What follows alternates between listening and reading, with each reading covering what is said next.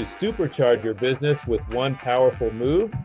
In today's competitive market, finding innovative and effective ways to reach your target audience is essential for business growth and success.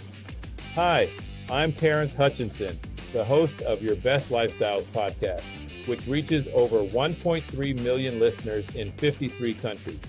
As the host of Your Best Lifestyles podcast, I offer a powerful platform to elevate your brand and connect with over 1.3 million engaged listeners across 53 countries who are passionate about health, wellness, entertainment, and personal development. Contact me directly at www.yourbestlifestyles.com to explore how we can elevate your business together on Your Best Lifestyles. Thank you for tuning in to learn about this incredible opportunity. To recap, advertising on Your Best Lifestyles means reaching over 1.3 million dedicated listeners across 53 countries who are passionate about health, wellness, entertainment, and personal development. Don't miss out on elevating your brand and connecting with our community. Be sure to contact us today to explore how we can spotlight your business. Stay tuned for more exciting updates in our next video. Until then, let's take your business to the next level together.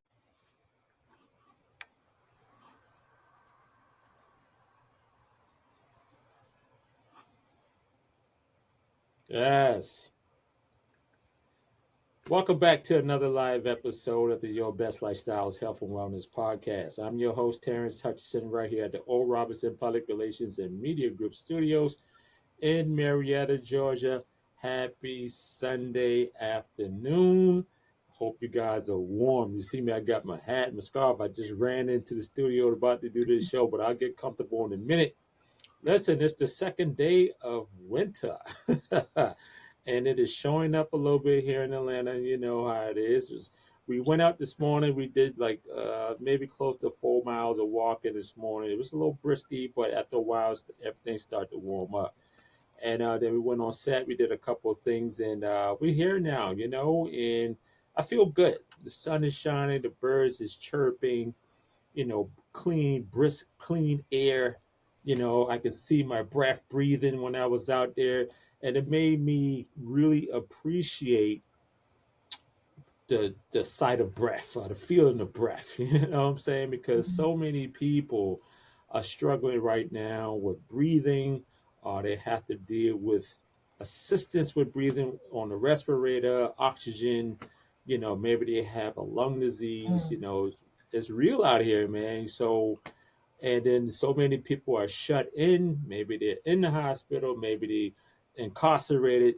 Maybe they may have a physical limitation where they may not be able to walk, to get outside and enjoy this fresh air and the sunshine. So, when I was walking around and the sun was beaming on me, I was actually out walking with a Dr. Shin. Dr. Shin is a doctor from Wellstar, and she's very popular within the Wellstar community. And it's just to have clients who are in the medical field, who are relying on me to say, hey, help me to get my mind right and get things right too, and which is very important. So I have a lot of respect for doctors who also take time out to take care of their own personal health. This is so important, right? So we out there and we're talking about, the gift of life. Like she see people, she make life and death choices every day. People, seniors and young folks, you never know what you're going to see. So just being out there at 8 o'clock in the morning, enjoying the fresh sunshine, getting that breeze on us, and just having the ability to get out there, man, is a beautiful thing. So we know we're coming up to 3 more days until Christmas, right? Hope you guys are, not stressing out about Christmas and not worrying about finding a perfect gift and, fighting over parking spaces and all this crazy stuff, and the holiday seasons can be very stressful. So if you're not careful, it can really increase your stress levels to the point where, you need a drink now. You need to smoke something now. You need to eat, it's just so many things, and this can be very detrimental to your overall health and well-being. So I did a show yesterday. I was talking about how to stay healthy in the hustle and bustle of the holiday season, because so many times we are not focusing on our health mentally, uh, emotionally, and physically, because we're too busy trying to get everything done for the holiday. Then you're dealing with Atlanta traffic, holidays, is all that stuff. But yeah, but today is totally different. I want to talk a little bit more with uh, my friend, licensed therapist, family therapist, and individual therapist, relationship therapist, Sherry-On N.A. Phelps. And today from imitherapy.com, this will put that in there. And today we want to talk about dealing with grief during the holiday season, because a lot of people are going through grief right now. They don't have their loved ones. Maybe they just lost someone early this year, this week, last year, 2 years ago. And grief is a big thing during the holiday season. So we want to make sure that we find great ways to handle our grief and deal with that pain, deal with the depression, anxiety, memories, whatever it is that may come up that pretty much can make you feel depressed, sad, things of that nature. So, welcome to the show, Sherry-On Phelps. How you doing today? I'm doing good, Terrence. I'm doing really well.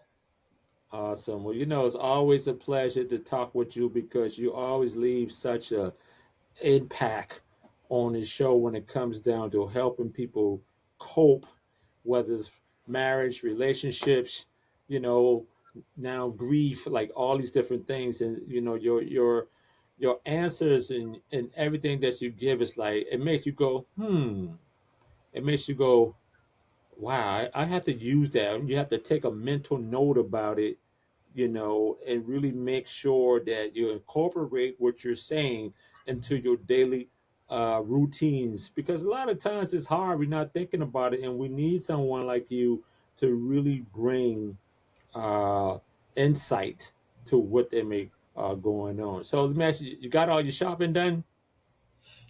I did. It was a little last minute, but I did get it done.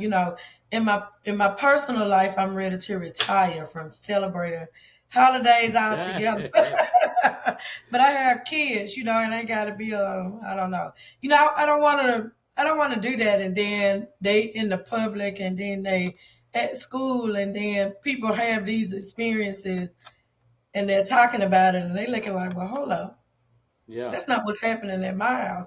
I'd rather right, be right, out the country, spending my money doing something I never done before. But right. that's just me in my personal life. Yeah, well, hey, I'm right there along with you, Queen. I'd rather be somewhere far away all the time. If you ask me, like I can work remotely, right? If I can get away all the time, oh, then I won't have no problem with it. You know, I'm good. I'm good, but it's not there yet. So I'm working on that.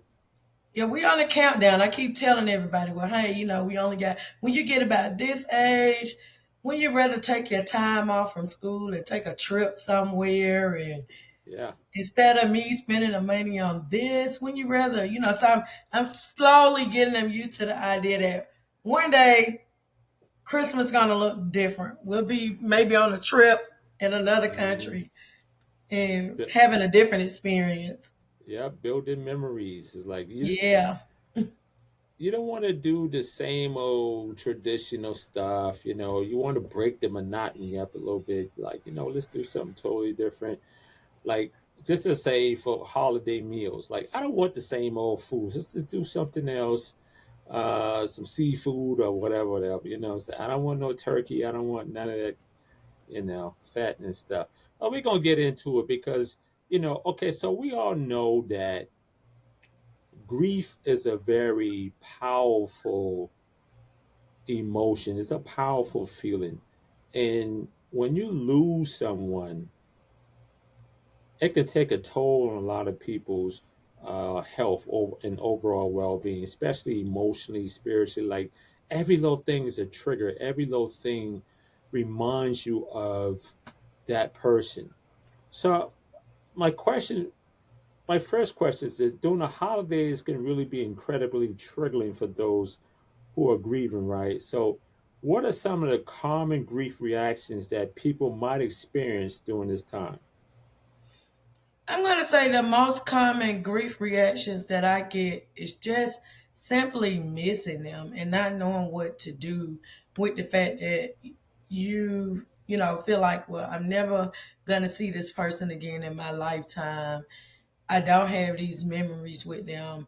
And it's how do I move forward around the holidays, understanding that they're not there. So sometimes people will feel like they don't know how not to feel heavy because somehow they may think that it's invalidating the hurt and pain that they have for a person. So I don't really know how to go about the happy days happily without being inconsiderate. And then you don't know if other family members are influencing how they think that they should feel. So some, because everybody grieve differently, you may have one person that's ready to say, let's eat this ham and turkey, pour out something for my loved one, and Yeah, let's get the ball rolling. But they may be not able to approach the holiday that way because they have to be considerate of how other people are feeling. And that alone may cause them to grieve more than what they would. So sometimes it's about loyalty. We must yeah, grieve as a collective. I'm not sure if it'll be safe for me to let go of the grief because if I let go of the grief, then I don't want to maybe leave somebody behind, like a brother or a mother or a sister. So I have to be in a grieving state for them. You correct. understand what I mean? Oh yeah, most definitely. I do. When I lost my father around about 12 years ago, my younger sister, they was more grieving more than I was. I was more like remembering all the fun times, all the things that he installed in us, and I'd be like, what would Jimmy do? Well, what would he do? I constantly kept him alive, even though, because when he was strong when he went out from lymphomia. He was strong. Strong was a strong guy. He's like, I'm tired dealing with this. I'm ready to go. I'd never seen that before. He was really strong. So that gave me strength to heal in a way that I healed. Now, sometimes I still feel the, grief. I still deal with it, but not as much Yeah. as compared to other family members. But yeah, for me, I'm gonna do my own thing. I'm a grieve the way I grieve, and I don't fall out crying and get sick and everything like that. I laugh about it and I look up at the sky and say, "Yo, pops," you know what I'm saying? I have a conversation, and then I'd be like, "God, take care of pops for me. Pops take care of God. Send it, get a push my word up there in my prayer. Everybody has their different ways, man. So some people, it's just very challenging to lose somebody, and losing a parent, especially losing a kid. Especially grandparents. I've lost a little bit of everybody. And so it's very hard. And so how can setting realistic expectations for oneself during the holidays be crucial for someone grieving?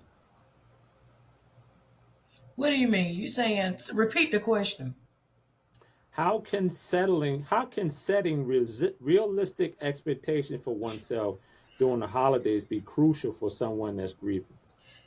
Okay, a realistic. I'm not sure because I had this thing about expectation versus reality, right? So if you want to set a reality for yourself, which is the reality is I'm going to miss this person, and then if you want to set goals based off that reality, because I don't know, I had this relationship with an expectation. I think is, you know, so if I'm misunderstanding you, I apologize, but I would No, no, rather you're fine. talk about it from a reality standpoint. And a Yes. reality standpoint is the holidays are coming and I know that I'm going to miss this person. And then you can set goals around it or a safety plan. What is it? Knowing that when Christmas morning come, every Christmas I get sad. So what's the plan? Are you going to go release a balloon? Are you going to light a candle in memory of this person? Are you going to say in the morning I'm going to have coffee with Grandpa with the the creamer that he used? You know, Yeah, if yeah. he's gonna just whatever. It's not so much about forgetting. It's Mhm. more about how do I honor this person, what memories are safe for me to keep going, not ones that will make you more sad or bring you into a great depression, but just different things. Even if it's, well, let me make an ornament, let me make an ornament with their face and put it on the tree, or, what are some of the things that you can do to honor this person that you're thinking about, and being okay with missing Mhm. them and understand it's not a timeline on grief. It's just that, Mhm. so as a therapist, you want to make sure that the grief is not turning into a deep depression where you not eating, it's interrupting your daily life. Correct. Then, that's a real problem. But just because you're missing them and it's been 80 years later and you sort of miss them around the same time every year, that's not as problematic as around this time of year for 60 or 70 days. I don't get out of the bed, I don't eat, I lose interest in life.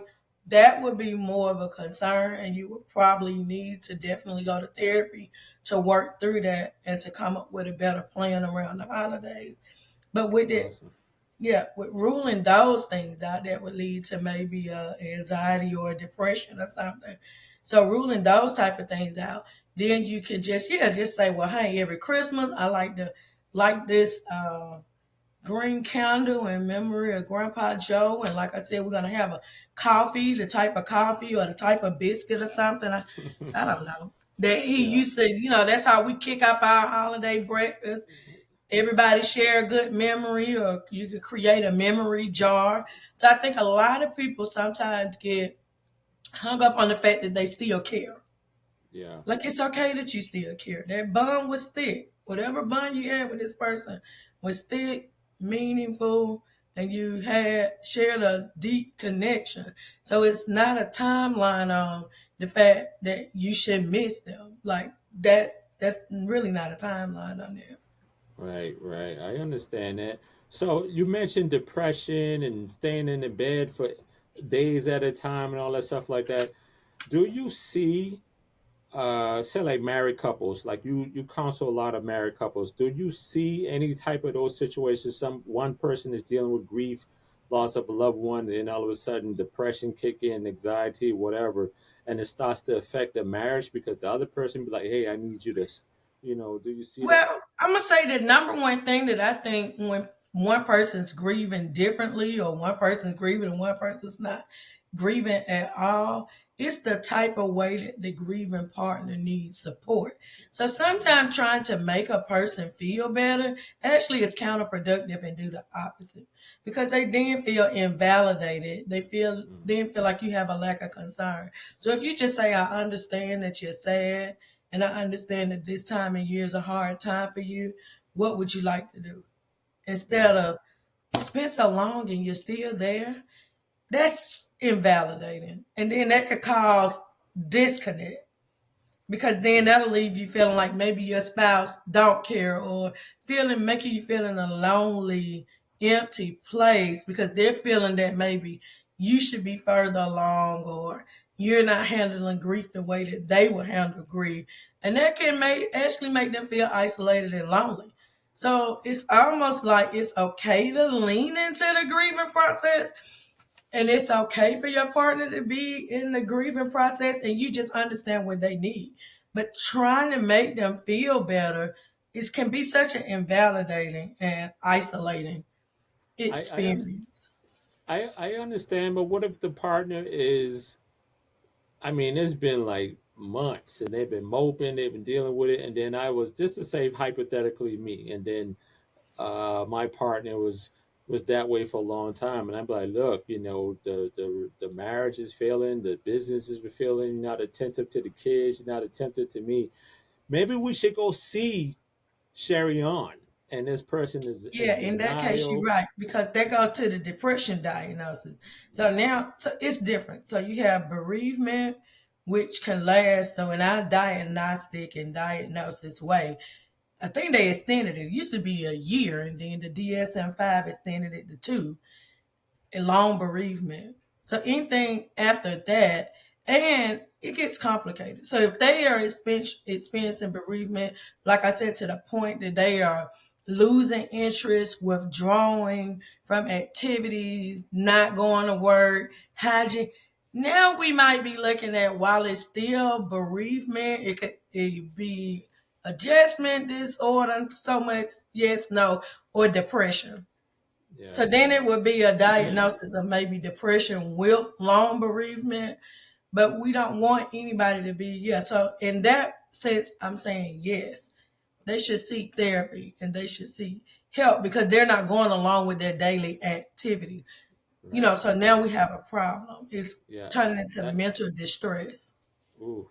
And that can be a whole nother situation in itself. It can turn into emotional eating and drinking and self medication and so many things, so many addictions that come along with that to make you feel better, to make you or reward the pain pretty much. So that's it, it can spiral like in those cases like you just mentioned, like people who are going through it, they really need to seek help because if they refuse to and they just want to wallow in it for so long, it can be problematic on the tail end on the other side of it.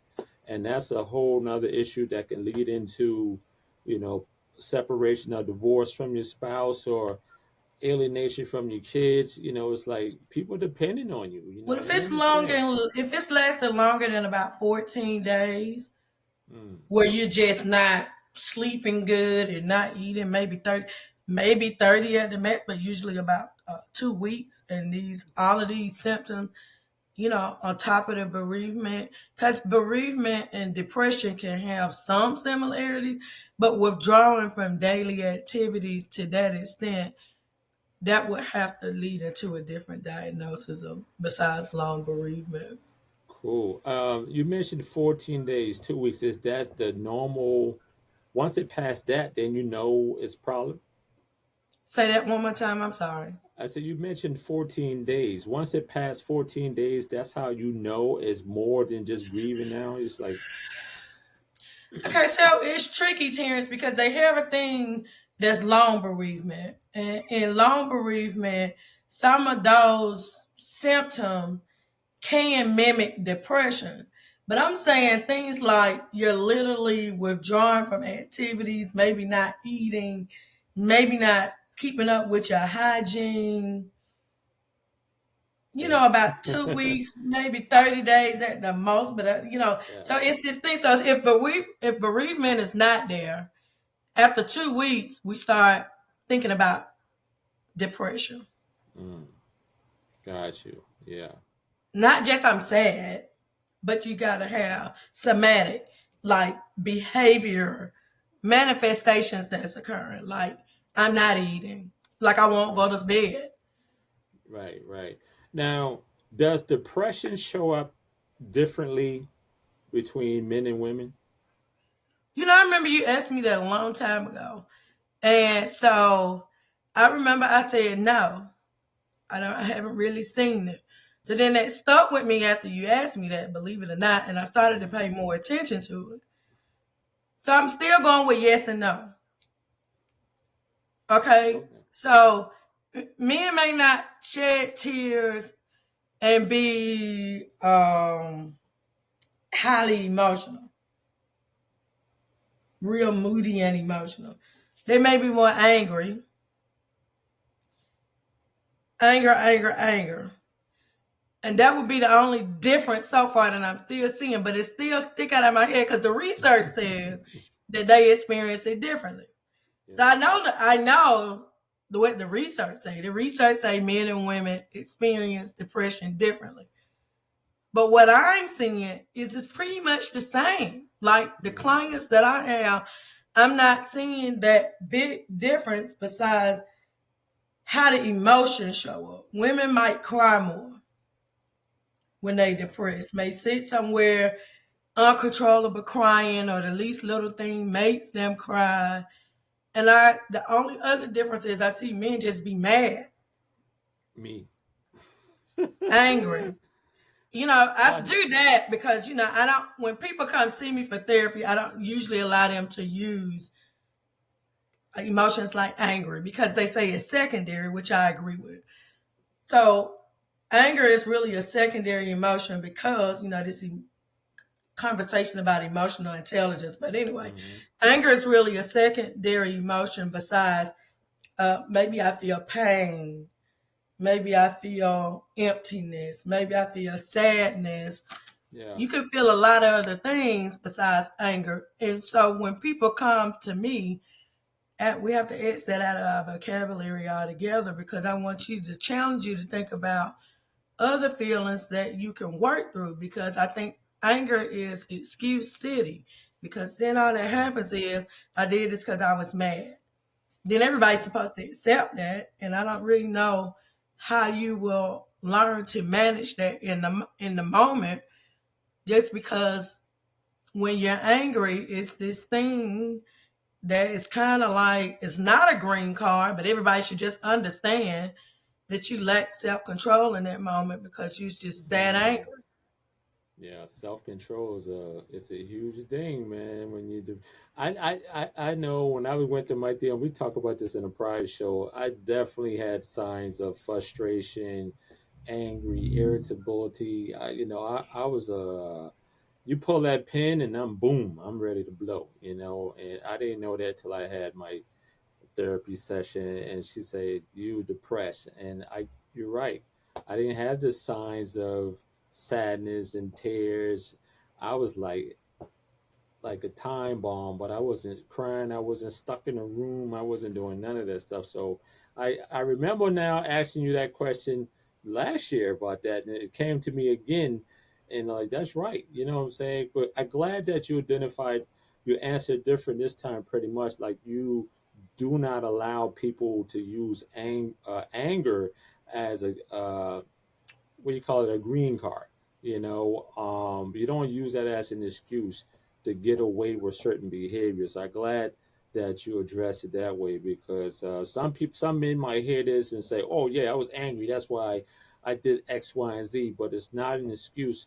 So when it comes down to emotional intelligence, I think that some adults still don't know how to utilize that skill, right? They don't know how to be in control of their emotions like all the time, which is very challenging though, because emotions can run up and down side of man. Listen, so understanding what you're responding to or who you're responding to, emotional intelligence is a skill I know that everybody should be in up on. So talking about managing emotions and triggers, since we're on this point, how can someone identify and manage potential triggers during a holiday season, such as decoration, music, family gatherings, so on and so forth? But some things will trigger certain people who are going through grief. So how can people manage it? Just take a time out. Just take a walk. If you're around family members, just back away for a minute and say, "Hey, I'm gonna go sit out on the lawn," or I don't know, I'm gonna go take a walk down the street. And you may have to do that. And in that, you still just need to be able to honor what is it that you're grieving about. Do you just miss the person? Are you bargaining and thinking like, what, I should have had more time with them? What, part of, well, I don't like anger, but part of the grieving process is anger, denial, anger, bargaining, depression, and acceptance. So, those things can ebb and flow. It's not like a stage one, stage two, stage three, stage four. I mean, you can experience those things at any time. You can say, you know what, I think I finally gained acceptance. Yeah. And then here it is, 2 or 3 weeks later, you back saying, man, if I just would have had more time with them, if I just could have said goodbye. Now, while we're talking about grief, I just want to say I like priorities. So when you come to me, prioritize. I don't care what category we are dealing with. What are these things that's bothering you most about the grief? You just can't mix everything up in a bowl all the time. Sometimes you have to start pulling these things out. Is it that you had more time? Some people have reported that maybe they missed a phone call from the person. Next thing you know, the next day they pass away. And it's not the actual passing away of the relative. It could be the phone call you missed. Or maybe they asked you to bring them some soup and you was too busy to do it. Maybe they asked a lot of things and you just couldn't do it. During COVID, I know a lot of people that suffer from grief really suffer from the fact they couldn't see their relative. Yeah. I had some people report their relatives saying, I feel uncomfortable because you can't get me, and they didn't do it. Because it's like, well, we don't know how to help you at home. Mm. And they made it had 2, 3, 4, 5 phone calls. And like I always tell people, you will never be big enough to determine the fate of a person. You absolutely cannot determine if this person will live or if this person will pass on. Nobody here is big enough. And I always give just, examples like, you ever met that person that might have, I've heard about them. I can't say I quite met them. May have got shot 30 times and then be out walking around in 3 weeks. Yeah. With just a sling, no pain, maybe just a little soreness here and there, but they right back doing what they would normally do. Or the person who got in a car crash and it smashed them, and they out with the police looking at the car, talking to everybody, thinking about it's total, my car is gone, but it's flat as a pancake. And other people, so that in that you just not big enough to determine. So it's not the suit that you didn't bring. It's not the fact that you didn't transfer them. It's not the fact that you didn't answer the phone that determined their faith. Even though I know that some people would say, well, I just wanted to say my goodbyes, and maybe if I would have had that suit with them, at least I would have got to see them one last time. And you have to be able to sort some of those things out and make peace. Yeah, and that's very challenging. Some people dealing with the grief, and then some people deal with resentment because they didn't have the last moments with them or whatever, whatever. And when my father was in hospice, and I didn't want to see him like that because he was a big guy, like 6'2", 240, strong. That was my superhero, and to see him, with all the weight loss and see him laying there like that, that broke my heart. Like I was there when he took his last breath, so I could never unsee that. I could never uh, unfeel the way how his hand slipped away from mine when I was holding it. Like, and then I was so angry at that moment.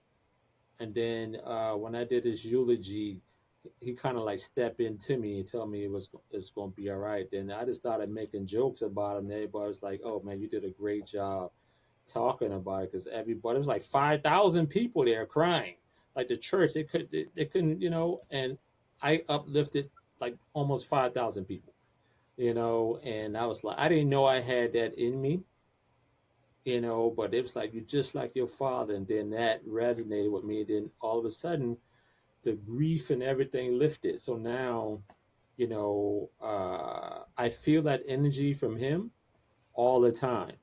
And I'd be like, okay, I'm not sad anymore. I'm sad, but I'm not like, it's See, driving you're me doing crazy. it. I'm gonna tell you, you're doing it. It's all right if you're not sad anymore. You know how you say I'm not sad anymore, and then you're like, well, hold up. Well, maybe that's not the right thing. Well, you know what I mean. So you start explaining.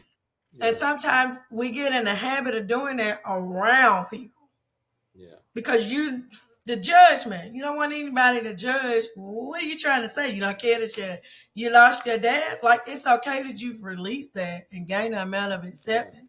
Then now that he can be celebrated. You don't right. have to be sad.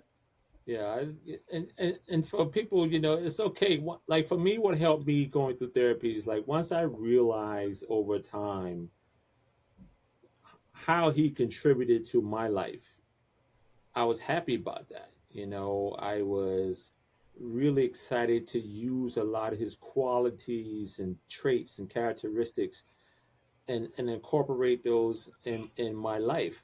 So I'm not as sad anymore. I'm happy. Yeah, I miss him.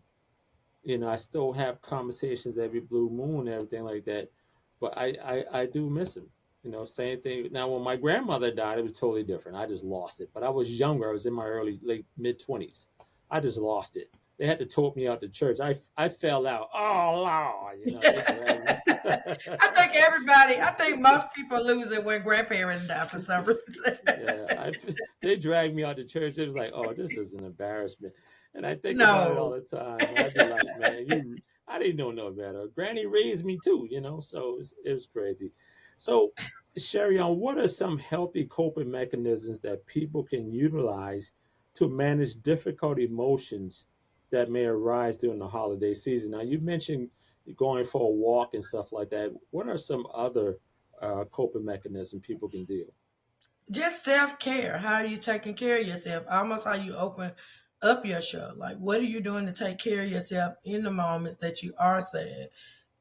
Are you not eating properly? Do you need to exercise more? Do you need to be around people? Do you need to take a time to just be to yourself, whether it's 2 or 3 days? And kind of what we've been talking about the whole time, Terrence, honoring, honoring the one that passed on and understanding what you're feeling. Hmm. Yeah. Um, that would be pretty much all I have. Or go talk to a therapist.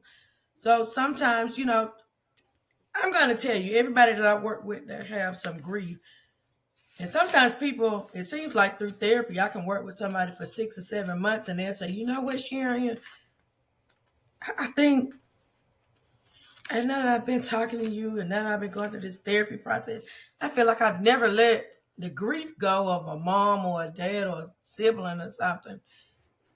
Grieving a missing child is a completely different category, but you know, and they will say the fact that they started honoring them help.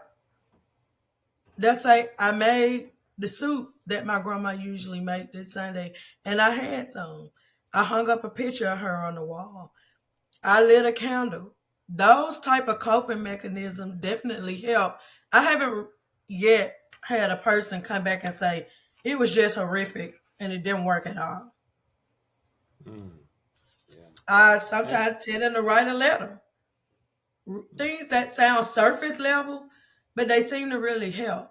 Um, and the biggest thing, sometimes people do empty chair exercise where if you imagine that they were your relative was there, what would they say to you?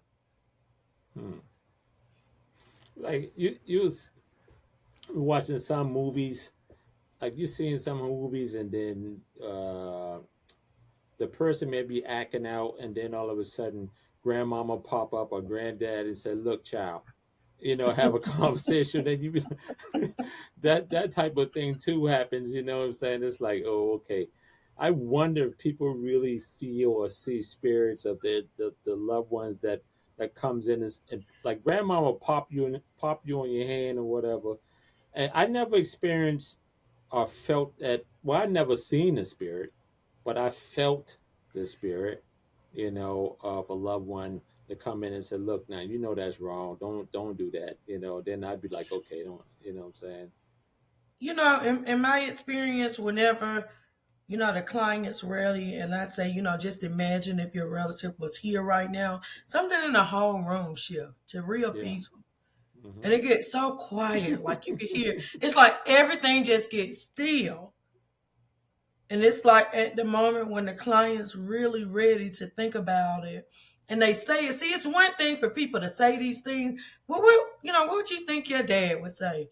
But it's one thing to actually be in a moment and really be in a space of grounding and really think about, what would my dad say? And when they go through that process in therapy, you can see the load lift off them, especially because I haven't heard anybody yet that says that their relative will think stay sad. Yeah, no, no. So it all depends on who the person that man, snap out of it. Like if you got an old school parent, they're gonna be on you, man. Come on, man, tighten up. I know my dad would be like, "Yo, get it together, man up. Come on now."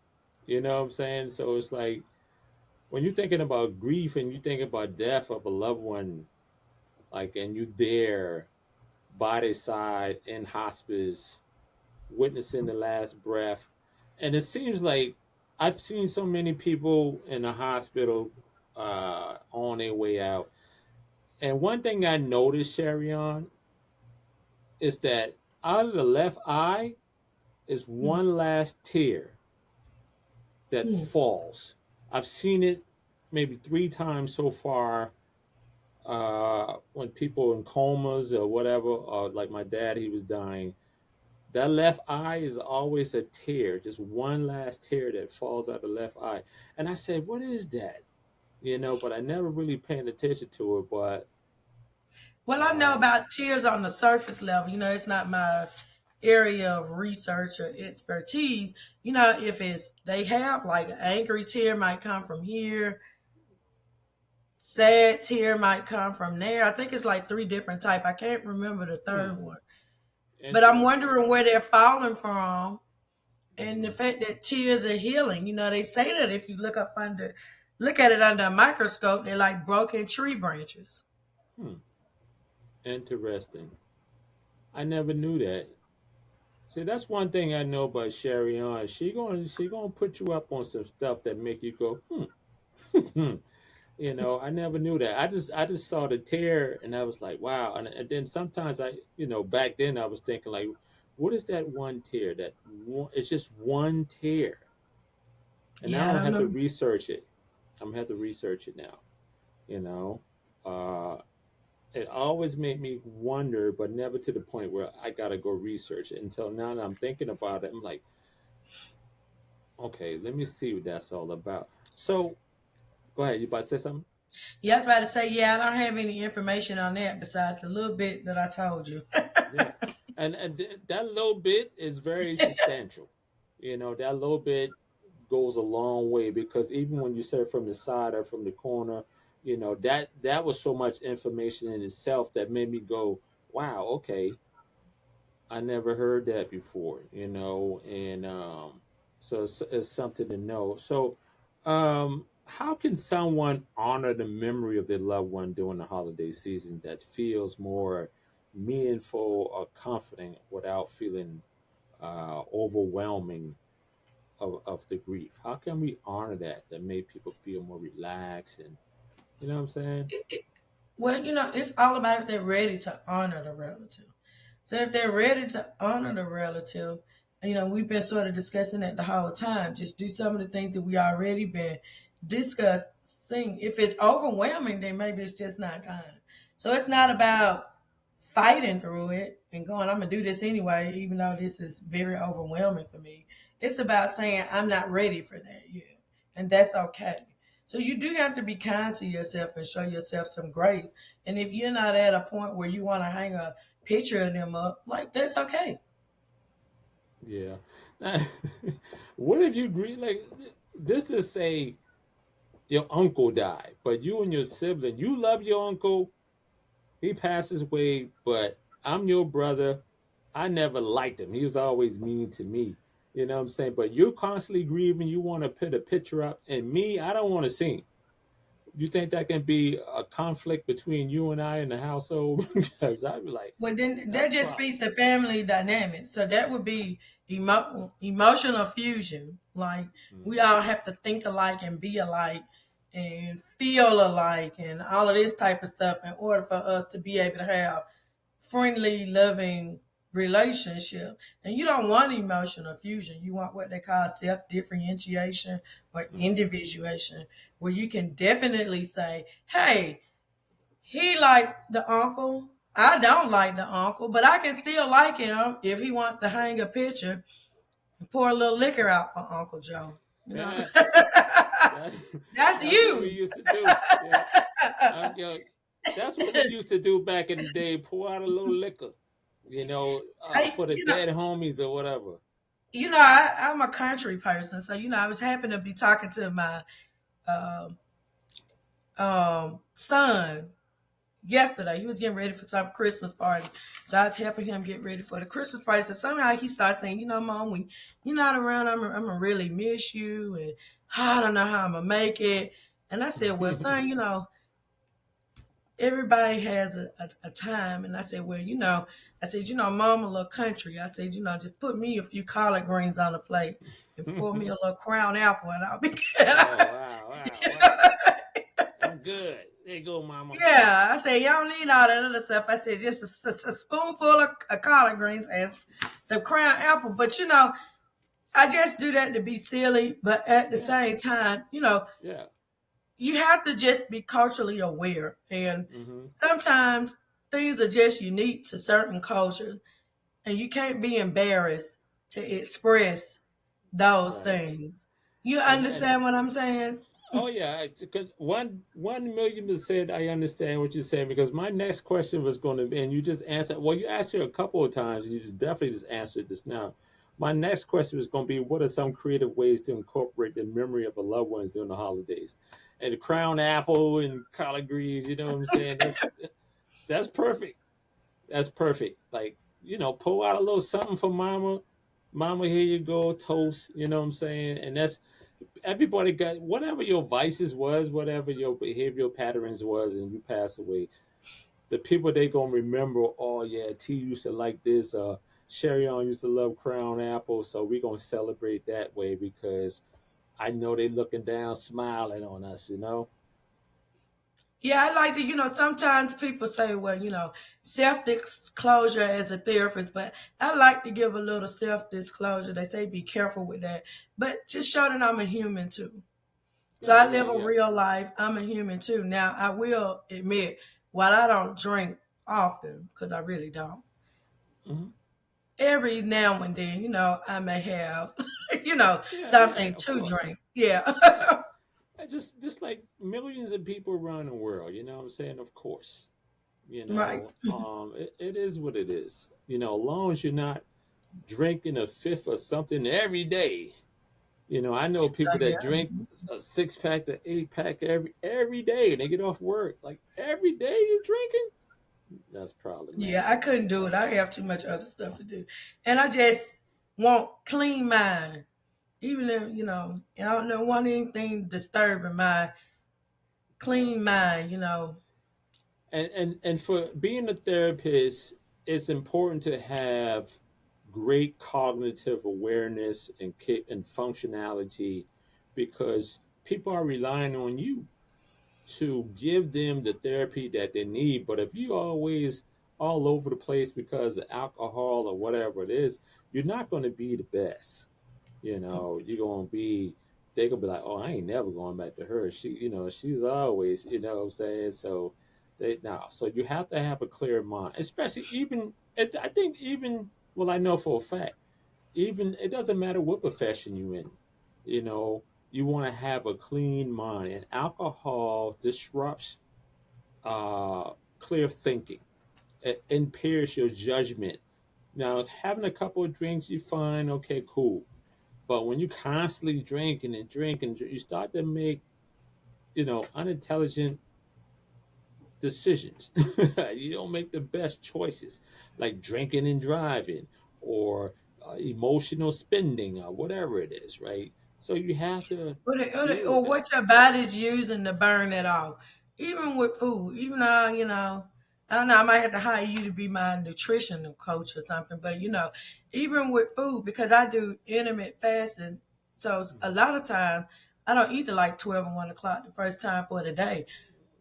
But it works wonders because then when I break that pattern, it's like I tell my husband, it's like I feel my body digesting the food and I Yeah. don't even like it. So now that I've done it for so long, Hmm. I can't deal with it. That sometimes when we're out doing things, he wants breakfast. I don't really want breakfast, but to be a team player, because I'm like, I'm gonna feel my body digesting this, and I just feel it working, and I just be like, I Yeah, don't want to feel my body working like that. I like when it's just calm and cool, and yeah, yeah, it's such an amazing effect. Besides weight loss, it just helps yeah. overall mental clarity and everything.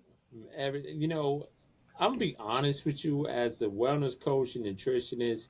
Over the years, I used to always feel that intermittent fasting was just something of a fad. And this starting this year, 2024, I got on it just from an experiment. The first 3, 4 days was horrible for me. I started to have the shakes. I couldn't do it. And when I started to research and educate myself more about it, it's like what it is, the shakes and the hypoglycemia syndrome that you're experiencing. You're going through withdrawal from the carbs and the sugars and all that stuff. Your body's saying, "Yo, it's a drug. The food is a drug. Food, the sugar process, it's a drug." So you're going through withdrawal from this addiction, but our ancestors, when you go back and do the deep dive research on intermittent fasting, like your body is going to repair itself every nine months. So research shows that when you do the intermittent fasting, that you're going to have better cognitive awareness function. Your digestive system is going to repair itself. You give yourself time to heal. Your vital organs give itself time to heal. Your cellular system, your muscles, everything gives yourself time. So if you're doing that window, like breakfast, the smell of breakfast make me want to be like, oh, I don't want no breakfast. And I read something back in 1971, 72. The Kellogg's company, Dr. Kellogg's, if I remember this right, he came up with breakfast is the most important meal of the day because he needed a tagline to sell cereal, right? So Tony the Tiger, breakfast breakfast is the most important meal of the day. So they ran with it for years. But when you're talking about breakfast, it's break fast. And when you're going for long periods of time without eating, you can have food, of course, but when you stand up in your flesh and say, "No, I'm going to turn down the meal," you invite a lot of spiritual connections for healing, for growth, all those weight loss, weight management. And I read that if you're ever diagnosed with any type of disease, even cancer, you should automatically start doing intermittent fasting. But people will tell you, "Oh, you need to eat." And they said, no, you're still feeding that disease. So you need to starve it out by not eating as much, eating the right food, staying away from processed sugars and ultra processed foods, fast foods, alcohol, smoking, because these things really, you know, elevate the levels of the disease. So you want to really get into a state of clarity, removing any type of food from your system as long as you possibly can, and just drink water or herbal tea or fruits and vegetables, things of that nature. Uh, but some people, they're so addicted to the food that they feel like they gotta snack. They gotta snack all day. They gotta graze on something. And I was one of them because they told me when I was sick, you have to eat every 2 to 4 hours. Like your insulin is steady spiking and spiking and spiking. It's like with intermittent fasting, like I'm not even hungry half the time, so I'm not eating. You're not. It's amazing. Like once you do it, it's almost like when you do finally eat something, the amount of food you can even take in decreases, and Right. then the next time you're hungry decreases so much. Hmm. Um, you So know, many benefits. yeah. And I don't know, Terrence. I'm gonna ask you because you're the professional. How do you think that can increase or decrease how somebody's grieving? Like they're the symptoms of sadness. It all is personal preference. I look at it. Some people automatically use food as a coping device anyway. So for those people, it can accelerate their eating process, you know. And for other people who may not look at food like that, they can use it to really help them say, you know what, I'm not hungry right now. But if they're not careful, they can go into a malnutrition state as well. So they can use that grieving process of not eating to really help them with better emotional and psychological repairing, connection, weight management, weight loss, but not to the point where they're looking sick, you know. And so I think that it all depends on personal preference, who you are, and how you look at food, how you're dealing with your grieving, and that can work for them, or it can really work against them depending on who you are. Now, if you get a coach would be like, look, okay, great, this is what we're going to do, and help you along the way. But I think I really feel like it's personal preference at that point. You know, because they say that caffeine, chocolates, and I want to say maybe red meat can definitely increase the symptoms of depression Hmm. Yeah, and anxiety. well, I know the And of milk course, chocolate, drugs, of even course. marijuana.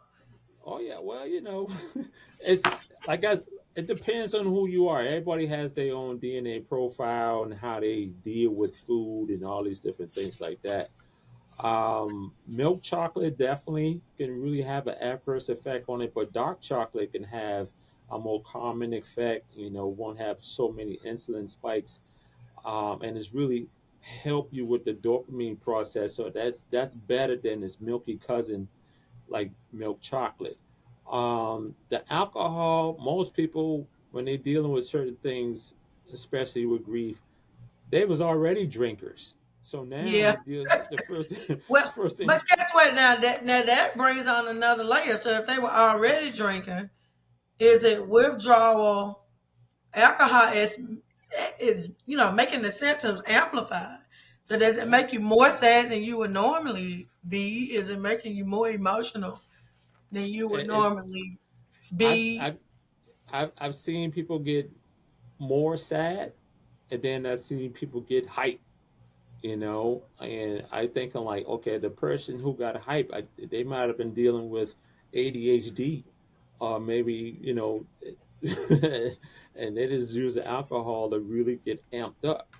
And so it all depends. Like, we really don't, just like when you talk to your clients, like, you really don't know how to deal with them until you have a consultation, and then what he and she may be feeling or going through, and then you make a proper discovery, right? But Right. for some people who are sad and then they just go tap into that bottle again, then it's only thing they're gonna do is drink and lay down, because they want to really um, put themselves in a more relaxed state more than ever. I've seen people do pop a Xanax and alcohol, to really put them in that state where they can't even move physically. They can't move. The only thing they want to do is lay there. It decreases the appetite. uh you don't have no energy to clean up around you, like we talked about a few minutes ago. Like, that energy is gone. Like, you just want to sit there and your eyes are glazed over, and you're just in pain, you're in grief, and then that can lead into suicidal thoughts. That's a whole nother thing. Like, I can't live without this, or live without this Yeah. person. And here come well, with the alcohol and the drugs, you're already winding yourself up for a slow death anyway. And whether it's liver disease, or those things that can really deteriorate your vital organs, Mm. and kidney disease, liver disease, cardiac arrest, because you don't know. People are smoking more weed than ever these days, and they added the fentanyl in it, so it's like it's so many things going on. So my whole thing is just like, stay clear of the foreign substances as much as you possibly can. Even the food, a lot of this food is filled with chemicals, additives, preservatives. Same thing. Like, that sugar is very like heroin, and it's in 60 63% of all foods that are on the shelf are in our society right now is filled with sugar, are long chemicals, big chemical words like for added for shelf life in the grocery store. So it all depends, man, on who you are, where you are in life, how you feeling. Uh, Depression, anxiety, ADHD. Some people dealing with PTSD. They still dealing with things they've seen in the war, loss of their buddy in the military. They got blown away right in front of them. So that's grief. That's depression. That's anxiety, and it's medication that comes with all that. And that's a whole nother story. But man, it's just so much that goes along with grief, and then especially the holiday season. Not everybody is as excited for the holiday season as others. Like, I wonder if it's hard for people. Like so many people are jolly Christmas time. You know what I'm saying? Then some people don't want to even be around you because it's like you're getting on my nerve. You Yeah. know, and they be like, "Can you go?" Those are the I wouldn't call them Grinch, but they're dealing with something. They're dealing in their head. They're dealing with pain. They're dealing with suffering and grief. So they don't want to. They don't want to talk about no Christmas. I'll be honest with you. Sometimes I get that way. I'm like, I don't want to. Can you go that way, please? I don't want to. You know what I'm saying? They call me a Grinch sometimes, but I'm just not in the mood for it. And sometimes I am. Here go your gift, Merry Christmas. But you don't see me running up and down, doing a whole lot of stuff, you know. But it all depends on who you are, man. I know people personally who lost a spouse this year, Mhm. dealing with cancer, dealing with heart disease. People caught strokes. Now they become a caregiver to their spouse. People, the kids got shot. They're no longer here. I can't imagine the fact that you have to bury a child, as a parent. So many different things. Like every time you look at your phone, somebody's dying or somebody's getting shot, stabbed. I was like, oh my god, I got to turn the notifications off. And so people deal. Yeah. All that stuff is grief, sadness, frustration, um, anger, and then the holiday season, you're just not in the mood for it. So having this conversation and talking about triggers and emotions and how to cope, I think, well, I know for a fact is very important that we talk about it because this can benefit, well, this will benefit a whole lot of people. I'm asking you, what are some common misconceptions about grief that people should be aware of, especially during the holiday season? Well, like I keep saying, it's people thinking you should be over it, or you thinking you should be over it, or you thinking that some you should they should be forgotten. Why am I still thinking about them? If you are still experiencing sadness, then you think that there's something wrong with them.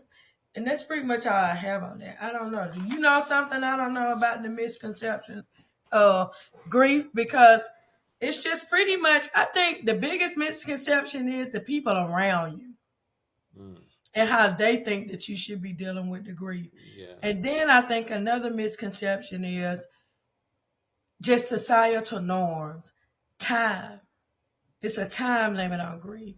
And you know how we talked about the stages of grief, the denial, the depression, the anger, the acceptance, the bargaining, that you think that it should just be a linear process instead of understand you will experience that in a circular way. Like it ebbs and flows. It can go from one stage to the next stage.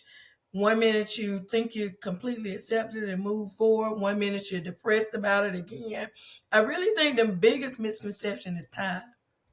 It's been yeah. 3 years and you're still sad about Uncle Joe.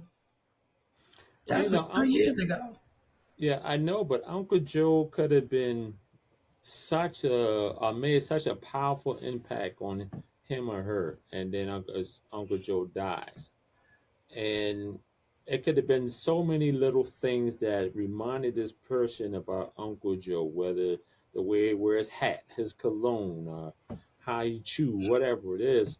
And then the way how he act a fool doing maybe Uncle Joe was the drunk uncle, who always act a fool at Christmas, and they kind of Can I use say that. something?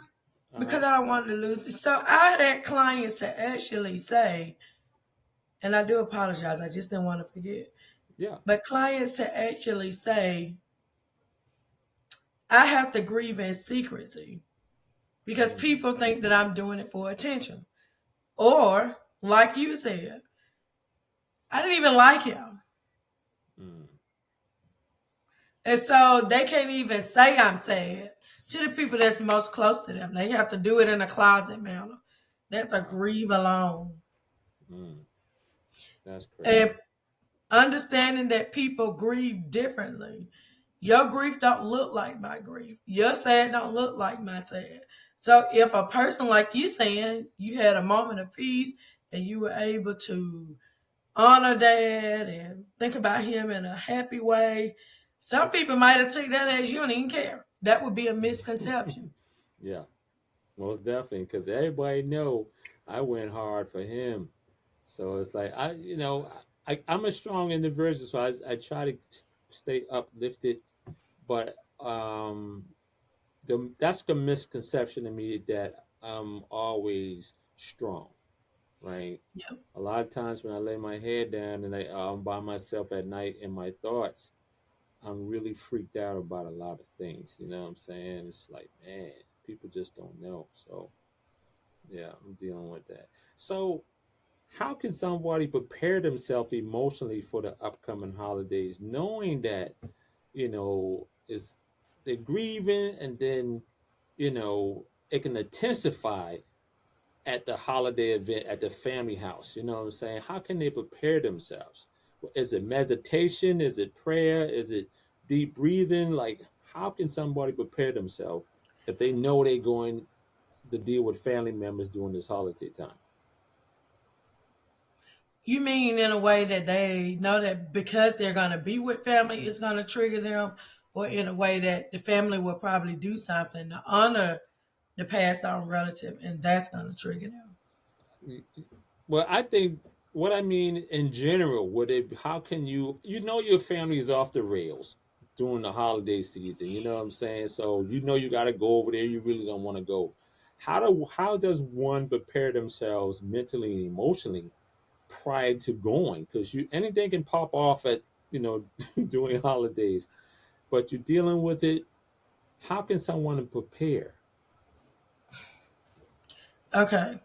So in my therapy brain, I'm thinking if you don't want to go, I don't understand why you're going. But you're saying out of obligation. Hmm. Then it will unfold even further to figure out why do you think that you have this obligation? Why can't well like who are you obligated to? The family? Is it your mama that really wants you there? That was you like why would you go somewhere you don't want to be? That's going to make you experience it in a way that you're anxious, distressed, and you need to have a plan in order to go. Yeah. So I would have to know that, but whatever their reasoning is for going, they just have to figure out once again, like what about it would be triggering. So you just don't like your family, and I mean, some of you afraid somebody you're gonna be feeling judged by your family. Like, what is it that's hard or making you say, I don't even. What is it that you don't want to deal with about your family? Well, I know from my experience dealing with uh, in-laws who have big families, so I don't want to bring them out there, but um, I've seen over the years where somebody, it might be a brother that could have been on cocaine, then there's another cousin or uncle that's on alcohol, and then when the family get together, like if you're sound mind and you really don't want to deal with that because last year it was problematic. The year before that is always something. And this year, you just like, you want peace. So and so died, and everybody was hurt by it. I was a great relationship with so and so, and now I don't want to go over there because it can be problematic for my mental and emotional health. And they, what I'm saying, I'm still dealing with some things. Okay, So, So I got two things. The first thing I heard you say was in a relationship matter, dealing with in-laws. Mhm. Okay, so who's making, so if you're the person that don't like the in-laws, then you can definitely stay home. And your spouse will have to accept that it's okay for you to go and enjoy your family. I'm just not about to be a part of that because for whatever reason, boundaries been crossed. Something's happened for that relationship to be the way it is. So we don't have to necessarily like your family together. I can be respectful and cordial to your family and decide not to go to the family function. And you can definitely go have your fun. I'm not going to put you on a time limit. I'm not going to make you come home early. You go and enjoy yourself. The second thing I heard was problematic relative. Well, do you put yourself on the time limit? So if you're just going out of respect, do you say I'm staying an hour? Do you say when the trouble gets started, I'm making my plate and I'm leaving? Do you just be respectful to the ones that's problematic and say, "Hey, how you doing? Happy holiday to you," and that's it? And you engage with the family members that you connect with the most? But listen, okay, so you and your spouse, you say, I don't want to go deal with that. Could that possibly be problematic in the marriage? And like, if I want you to be over there, I know you don't want to deal with it, but God, just show your face, just come over, and you telling me no, no, no, and I have to go by myself. Do you feel that might be an issue in the marriage later on? You know what I'm saying? When I get back home, I'm hot because you didn't want to go. You know what I'm saying? Well, then that's not validating your experience. So somewhere the communication's off. Yeah. So either the person that's not wanting to be around the in-laws, the validation, like they're not communicating their problem with it, their feelings about it, their experience with it. And somewhere the other partner's not validating that. Either they blinded about their family and they don't want to be honest, like, yeah, they be on some other stuff, Yeah. or they're seeing it from a different perspective. But see, so many things that then doesn't get into loyalty. Yeah. If you're really loyal to me, people be taking this marriage stuff, well, better or worse. Well, hold on, wait a minute. Does that mean I really have to be around a whole bunch of people that don't respect me? Yeah. They don't. Yeah. So why would I do that? Like, what would be the point of that? Like, your marriage should be, that doesn't mean your marriage is not coming first. That's just mean you have enough of what it takes to say, I want you to love your family. I want you to like your family.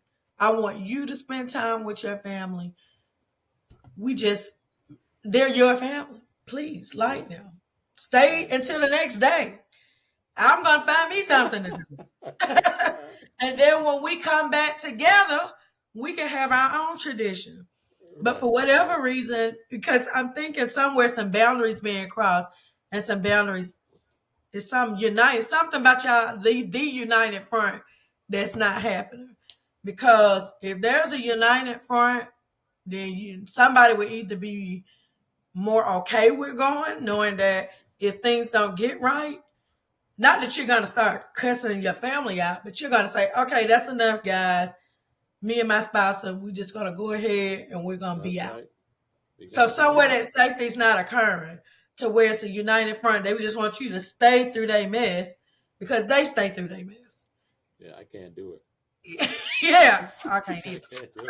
I can't do it. I experienced that in my first marriage, and I'm like, what in the world is going on around? I can't do it. I stayed for as long as I can, but as soon as I start to leave, uh, my ex-wife, boy, she gave me that look, and I already knew it was going to be a battle when I got to the house. I was prepared for it. I said, look, y'all got it, man. I can't deal with this, man. I ain't Somewhere going it's here no more. bad boundaries with the family because the family's gonna say, "Oh, why they leaving?" Yeah, Oh, so then now they have to answer to their family for you instead of their yeah, family, just respecting the fact that my spouse don't want to be here. yeah, I'm okay exactly. with them, so that's what I'm saying. United front. You have to be like, I'm okay with them not being here. Yeah. This is not about them being here. This is about the time that I'm spending with you. I'm trying to tell you, look, this is why I love interviewing Sherry Yarn Phelps here, man. She is a licensed therapist, and she's going to look. It's so many programs that she has. Right, you need to go to her website at iamtherapy.com. It's EYEAM therapy.com, like the I, not the letter I, but like the I. So many people say, well, I can't find it because you're spelling it wrong. Okay, so she has so many different programs, I can't even name them all. But if you are in need of some type of therapy, marriage, individual, addiction, whatever it is, I Am Therapy is the company and the therapist that's going to really help you to get peel back the layers. Let's just say that. They're going to help you do it. Like Sherry on is the truth. Okay, any final words? Because I ain't gonna hold you. I know this is your day, and I'm looking at the time. Like, okay, let me hurry up. Tell any final words that you want to share with people who may be dealing with grief or stress, anxiety during this holiday season. Because we know millions of people around the world are dealing with it right now. So help us out. Okay. So one I will say, do not rush your grieving process. Two, give yourself grace. It's okay to be in this grieving process around the holidays. Three, if it's interrupting your daily functioning, meaning you're not eating, sleeping, uncontrollable crying, go see a therapist, even if it's just to help you get more tools to make it through the holidays. Mm, Four is don't let anybody define what grief looks like for you. And five is find something to honor the relative or friend or loved one that you're grieving. So we talked throughout the interview whether that's a releasing a balloon, writing a letter, lighting a candle when you're thinking about them, making a favorite dish, you know, things like that. Do apple things like crumb. that. Well, I didn't say that because we don't want to promote. We don't want to promote anybody drinking. So That's right. That's right. maybe we can pour one out in the grass or something, to see your homie. Correct. No, Right. but yeah. So that would be it. And just really show yourself some grace and love as you go through the holidays and only do what you can do. Mm, Understand your reality, understand the reality of your family. So don't expect to go to a holiday dinner and think it's going to be different this year. Whether it's people crying over the loved one, whether they're not going to do anything to remember them, go with the expectation that either they're going to do too much to memorize them, in your opinion, or too less. That would be the reality of how you experience it, and set up a plan based off your reality, not your hopes, your dreams, and your desires, because that's going to set you up to probably be anxious, more sad, or let down and disappointed. awesome. Ladies and gentlemen, Sherry on Phelps, licensed marriage and family therapist. Visit her website today at www.I, like the I, amtherapy.com.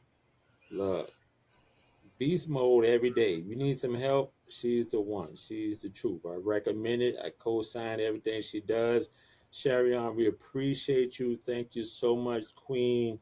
It's always a pleasure talking with you and hearing you share these nuggets and insights that help us heal and grow. And that's what we need in this world, especially in the world today. So, uh, ladies and gentlemen, Merry Christmas, Happy Holidays.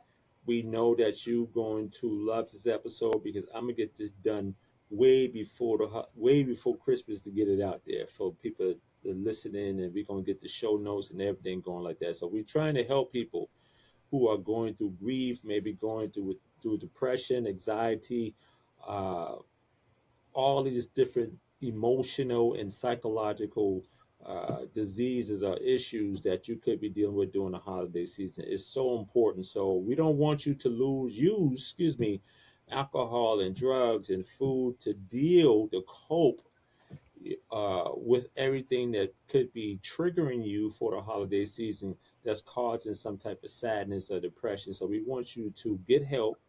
We want you to give yourself breaks, pat yourself on the back, congratulate yourself for making it this far. Go for a walk, intermittent fasting, meditation, all these different techniques and coping mechanisms that's going to really give you peace and understanding in the stressful time of the holidays. It's almost over. All right, but we want you to survive it. Okay, so I'm Terrence Hudson right here at the O Robinson Public Relations and Media Group Studios. We appreciate you guys for sharing, downloading, subscribing, all those good things, and we putting our shows uh, all the time around the world. London NG Radio. Shout out to UK as well. We're getting that going right back after the holiday, and then all the different platforms that we're on. So we want to say thank you and we appreciate you. Sherry on Phelps, blessings, Merry Christmas, and we'll talk to you guys later. Remember, Thank you. without no good health, it can be no wealth, ladies and gentlemen. That's for sure.